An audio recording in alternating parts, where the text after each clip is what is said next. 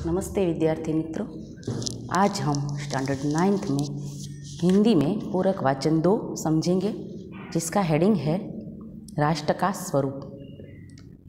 पाठ का प्रकार है चिंतनात्मक निबंध। चिंतनात्मक यानी कि चिंतन करने वाला, सोचने वाला। और पाठ के लेखक है वासुदेव शरण अग्रवाल। राष्ट्र का स्वरूप कैसा होना चाहिए, इसके बारे में वासुदेव जी ने इस पाठ में बहुत अच्छी तरह से लिखा है। पाठ का सार हमने यहाँ लिखा है, जो यहाँ पर हम देखें तो राष्ट्र के भौतिक स्वरूप का परिचय। सबसे पहले वासुदेव जी ने राष्ट्र के भौतिक स्वरूप का परिचय दिया है। राष्ट्र का भौतिक स्वरूप सुख सगवड़ के साधन कैसे होने चाहिए। दूसरा है हमारे कर्तव्य का स्वरूप। चलो, राष्ट्र ने तो हमको दे दिया, लेकिन हमारा क्या कर्तव्य है हमारे देश के प्रति, इसके बारे में लिखा है। तीसरा है राष्ट्र का दूसरा अंग जन। जन यानी कि मनुष्य। मनुष्य के बिना तो कोई देश बनेगा ही नहीं। राष्ट्र के प्रमुख अंग उसके जन हैं। जैसे जन होंगे वैसे उसका राष्ट्र बनेगा। चौथा है जनजीवन का सतत प्रवाह। देश को चलाने के लिए, देश का विकास करने के लिए जनजीवन को चलाना होगा, उनके प्रवाह को। जनजीवन थम न जाए। जनजीवन कब थम जाता है? जब कोई बड़ा सा युद्ध होता है या अकाल पड़ता है, तो ऐसा कोई वक्त ना आए, वो देखने का कर्तव्य हमारे देश का है, उनके जो नेता है उनका है। तो जनजीवन का प्रवाह चलता रहे, उसके बारे में सरकार हमें क्या सुखाकारी देती है, वह भी राष्ट्र का एक स्वरूप है। राष्ट्र का तीसरा अंग संस्कृति। कोई भी राष्ट्र जब बनता है तो उनकी अपनी एक निजी संस्कृति होती है। तो हमारे देश भारत की जो संस्कृति होती है उसके बारे में लेखक ने लिखा है। छठवां है राष्ट्र की संस्कृति के लक्षण। उनके कुछ लक्षण होते हैं संस्कृति के। और सातवां है पूर्वजों की सांस्कृतिक निधि। ये जो हमारी संस्कृति है वो एकदम से तो नहीं बनती, परापूर्व से चली आती है, और कुछ रूढ़िगत नियम भी होते हैं। तो उन नियमों में बदलाव करके, परिवर्तन करके एक नई संस्कृति का निर्माण करना, वह भी राष्ट्र का एक प्रमुख अंग है। प्रत्येक राष्ट्र के नागरिक का कर्तव्य है कि वह अपने राष्ट्र के स्वरूप को समझे। यदि अपने देश की धरती, जनता और संस्कृति को समझना है तो राष्ट्र के नए स्वरूप को समझना होगा। यह समझे बिना अपने कर्तव्य का निश्चय नहीं कर सकता। यदि राष्ट्र के नागरिक का स्वरूप समझे, उसके प्रति कर्तव्य का निश्चय करे, राष्ट्र तभी प्रगति कर सकता है और समस्त मानवता के विकास और उन्नति को आगे ले जा सकता है। प्रस्तुत पाठ में वासुदेव शरण अग्रवाल जी ने बहुत ही सुंदर और परिष्कृत शैली में राष्ट्र कैसा होना चाहिए, उनके अंग कौन से हैं, उसके बारे में हमें बताया है। तो यह चिंतनात्मक निबंध में इस लेखक ने देश को राष्ट्र बनाने वाले तत्वों की चर्चा की है। देश तो बन गया, लेकिन उनको राष्ट्र बनाने के कई अंग उसमें कार्य करते हैं, उसके बारे में चर्चा की है। भूमि, सबसे पहले तो हमारी धरती पर बसने वाले जन यानी कि मनुष्य, और हमारी संस्कृति, ये 3 तत्व है जो एक राष्ट्र को राष्ट्र बनाते हैं। इन तीनों राष्ट्रीय जीवन में महत्ता प्रतिपादित करने के लिए राष्ट्र की जनता को अनुरोध करता है कि इनका मूल्य पहचाने और उनका गौरव करे। लेखक कहते हैं कि अपने देश का, अपने राष्ट्र का महत्व पहचाने और उनका गौरव करे।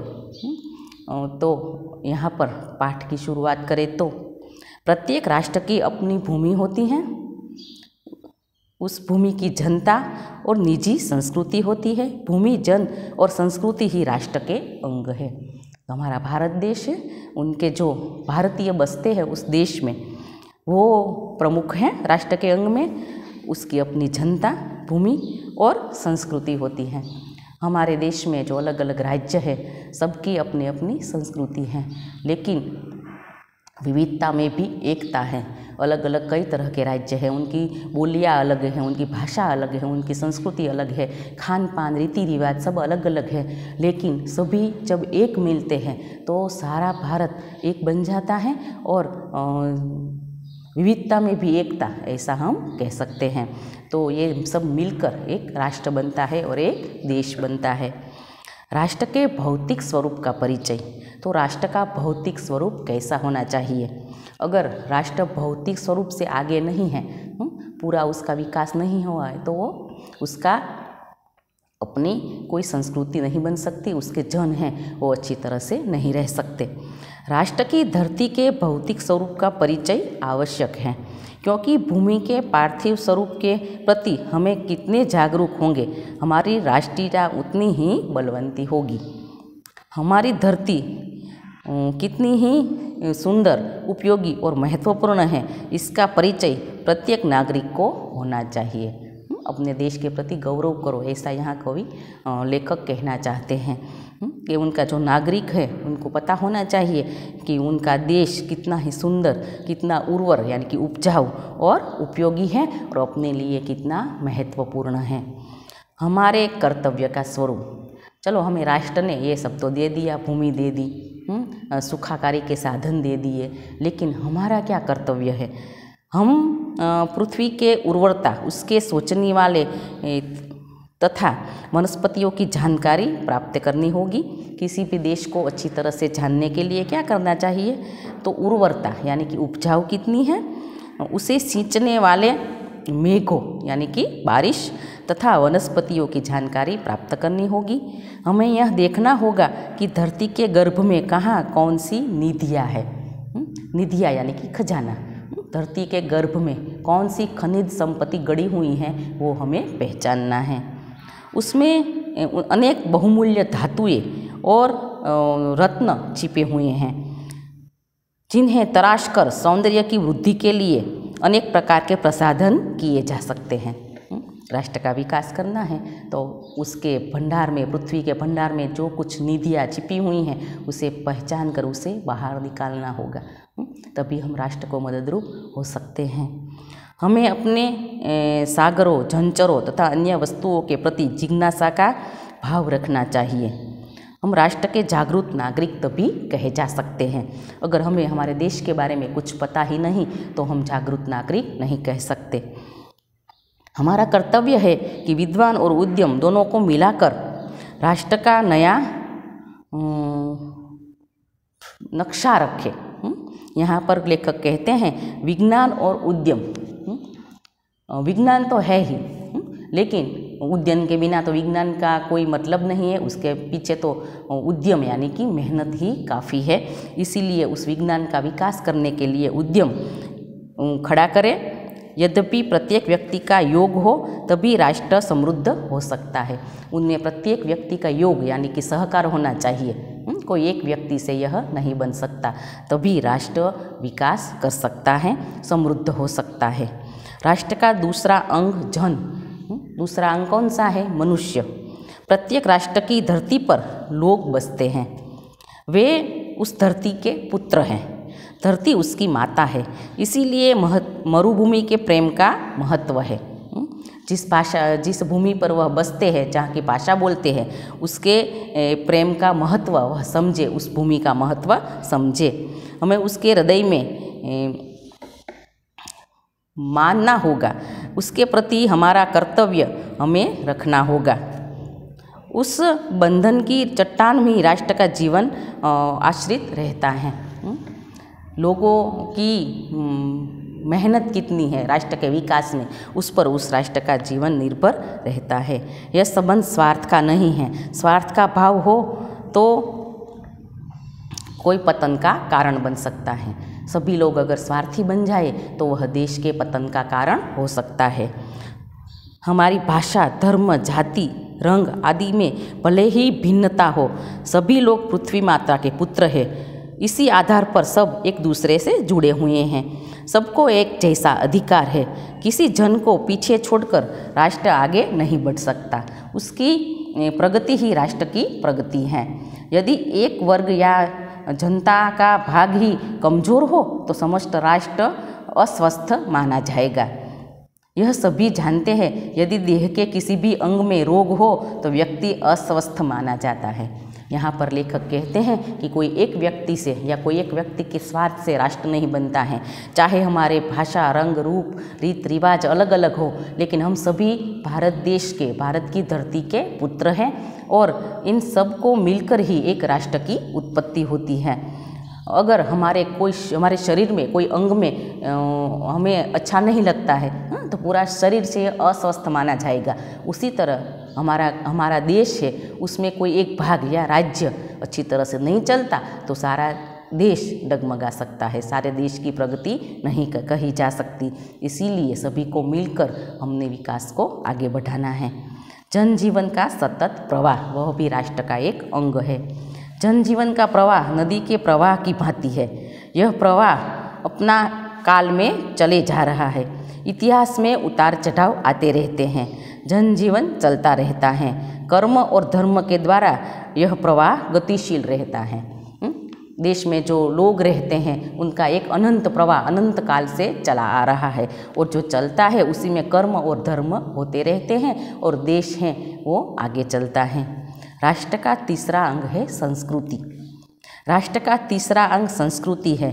यदि राष्ट्र की संस्कृति विकसित और उन्नत है तो राष्ट्र भी विकसित और उन्नत समझा जाएगा।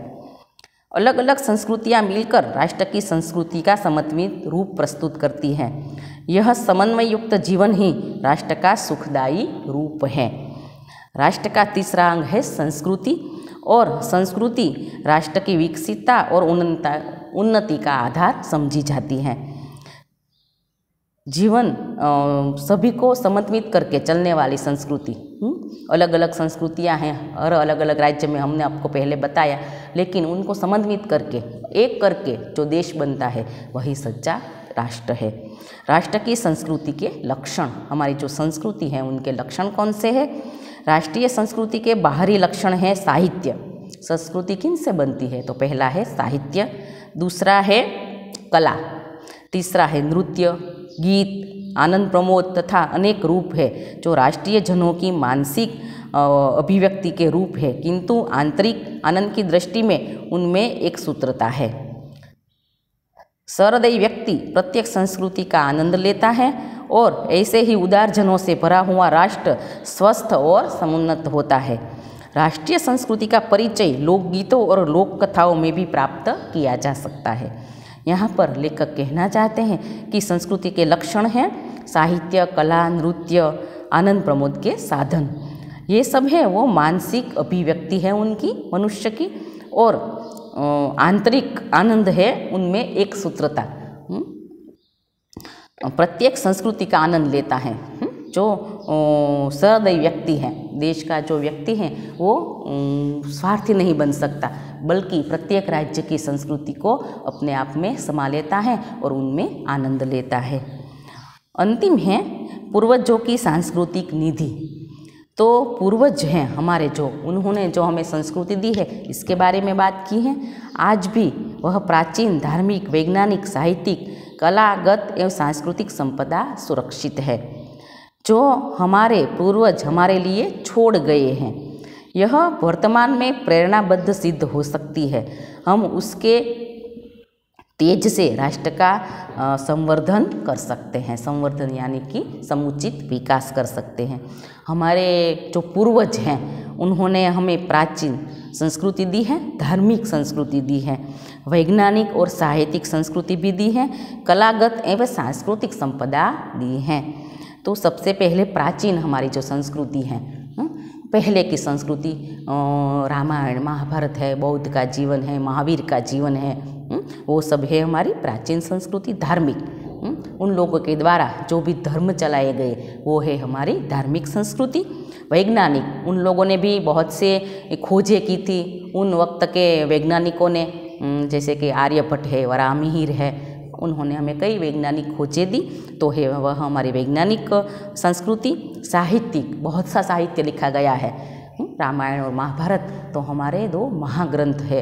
ऋग्वेद, यजुर्वेद, सामवेद, अथर्ववेद हमारे ऋषियों ने लिखे हैं। कई उपनिषद लिखे हैं, गाथाएँ लिखी है, बौद्ध कथाएँ लिखी गई है। महावीर में भगवान ने भी कई हमें गाथाएँ दी है। तो ये सभी जो हमारे पहले के साहित्य है वो हमारी सांस्कृतिक निधि है। ये संपदा हमने सुरक्षित रखी है। तो देश के प्रति ये हमारा फ़र्ज़ है कि हमारे पूर्वजों ने हमें जो सांस्कृतिक निधियाँ दी है उसे हमें संभाल कर रखना है, तभी हम राष्ट्र का संवर्धन कर सकते हैं, समुचित विकास कर सकते हैं। तो बच्चों, आपको पता चल गया होगा कि वासुदेव जी ने इस पाठ में राष्ट्र कैसे बनता है उसके बारे में बताया है। राष्ट्र का स्वरूप कैसा है, तो उनके अलग अलग अंग है, वो सभी अंग मिलजुल कर चले तभी देश का विकास हो सकता है।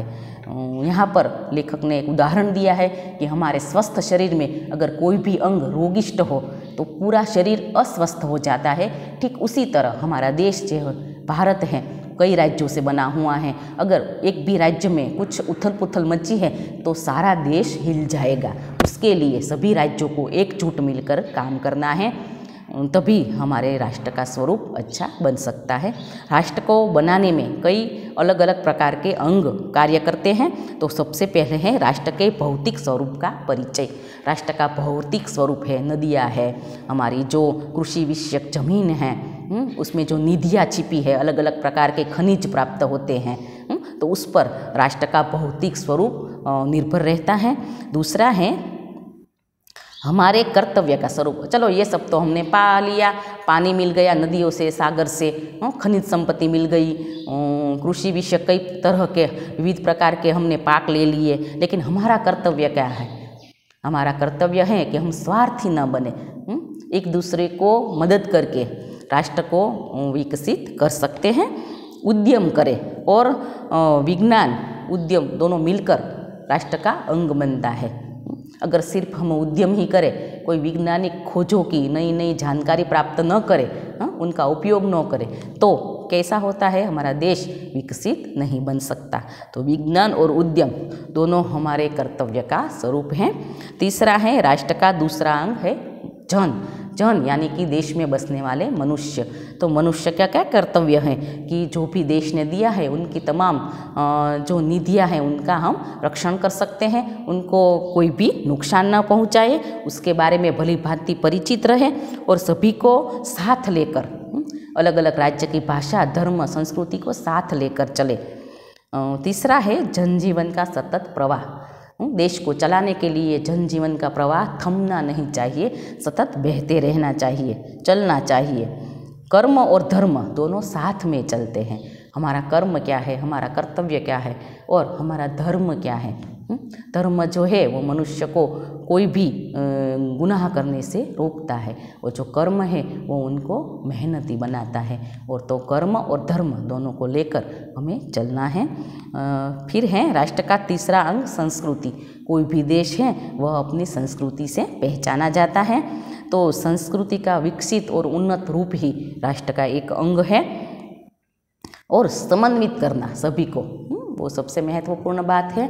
हमारे कई राज्य हैं, उनकी जो अलग अलग संस्कृति है उनको समन्वित करके चलना, वह भी राष्ट्र का एक अंग है।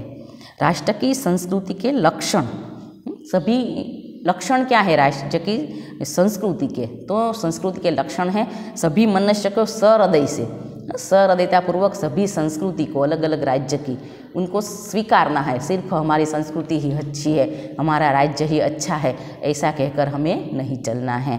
सभी को स्वीकारना है और तभी देश आगे बढ़ सकता है। पूर्वजों की सांस्कृतिक निधि, ये जो हमारा देश बना है वो एकदम से नहीं बन गया है।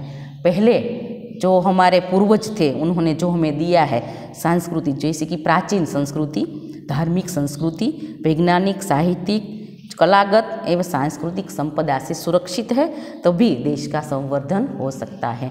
जो भी हमारे पूर्वजों ने हमें निधियाँ दी हैं उनको सजा कर, संवार कर और भी अच्छी करके देश का संवर्धन यानी कि विकास कर सकते हैं। तो आपको समझ में आ गया होगा कि राष्ट्र का स्वरूप पाठ में लेखक ने हमें कहा है कि हमारा देश अलग अलग अंग से बना है और सभी अंग बहुत ही महत्वपूर्ण है। सबसे पहला अंग है राष्ट्र का भौतिक स्वरूप, दूसरा है हमारे कर्तव्य का स्वरूप, तीसरा है राष्ट्र का दूसरा अंग है जन यानी कि मनुष्य, जनजीवन का सतत प्रवाह। राष्ट्र का तीसरा अंग संस्कृति है। तो संस्कृति के लक्षण कैसे हैं और सांस्कृतिक निधि को हम कैसे अपने आप में लिए चल रहे हैं, ये सभी बातें मिलकर कोई भी एक देश या राष्ट्र बनता है। उन सभी अंगों को हमें मजबूत एवं स्वस्थ बनाना है। इसका एग्जाम्पल भी यहाँ पे हमने लेखक ने दिया है कि हमारा शरीर अच्छी तरह से चल रहा है, लेकिन कोई एक अंग में रोग प्रवेश कर जाए तो वो अच्छा नहीं रहता, पूरा शरीर अस्वस्थ हो जाता है। उसी तरह पूरा देश एकजुट होकर वसुधैव कुटुंबकम की भावना को लेकर सारा देश है वो एक कुटुंब है, ऐसा कहकर अगर चले तो ही देश आगे बढ़ सकता है, विकास कर सकता है। तो यहाँ वासुदेव जी ने हमें हमारे राष्ट्र के बारे में और उनके जो विविध अंग है, एक राष्ट्र कैसे चलता है, उसके बारे में बहुत अच्छी जानकारी दी है। तो यहाँ पे बच्चों पूरक वाचन 2 पूरा होता है। अगले लेक्चर में हम पूरक वाचन 3 का पूरा विवरण देखेंगे। आपको ये जो हमने यहाँ पे अलग अलग प्रकार के पाठ का सार के मुद्दे दिए गए हैं वो अपनी कॉपी में लिखकर आप अपनी ओर से लिखें कि राष्ट्र का स्वरूप कैसा होता है। अपनी ओर से लिखें, आपको जैसा भी आए। राष्ट्र के भौतिक स्वरूप का परिचय दीजिए, हमारे कर्तव्य का स्वरूप, राष्ट्र का दूसरा अंग जनजीवन का सतत प्रवाह, राष्ट्र का तीसरा अंग संस्कृति, राष्ट्र की संस्कृति के लक्षण और पूर्वजों की सांस्कृतिक निधि, उसके बारे में 2 या 4 पंक्ति में लिखकर आप ऐप पर अपना होमवर्क भेज सकते हैं। तो ये लेक्चर यहाँ पे ख़त्म होता है। अगले लेक्चर में फिर मिलेंगे। Thank you.